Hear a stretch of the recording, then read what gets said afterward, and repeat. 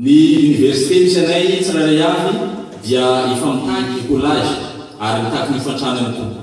Ary efa nandraona anay izy ireo efa taratasy fa handroaka ny mpianatra rehetra izay tsy mahavoaloha ny écolage amin'ny université. Ary nilazany koa izy ireo fa tsy amin'ny visa intsony. Nanamafy ihany koa izy ireo fa ho an'ny mpianatra rehetra izay ivoaka amin'ny taona ity dia tsy ahazo hanao soutenance ary tsy ahazo diplôma ihany koa raha tsy mandoa ny trosa rehetra.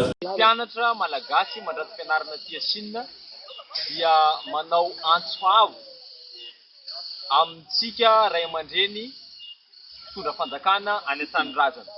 Monsieur le Premier ministre, ny gouvernemanta ray manontolo manao antso avo aminareo izahay satria hatramin'izao dia vatsim-pianarana mois d'août 2012 no voarainay farany.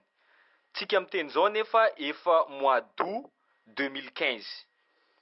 Efa maro ihany koa ireo mpianatra izay tokony navita fianarana tamin'ity taona ity nefa tsy afaka nanao soutenance noho ny tsy fafana nandoa ny écolage tamin'ny université. Efa maro aminay mpianatra ihany koa amin'izao fotoana no miditra hôpitaly marary noho ny sakafo tsy zarizary nefa ny vola eo an-tanana izay tsaboina ihany koa tsy ampy.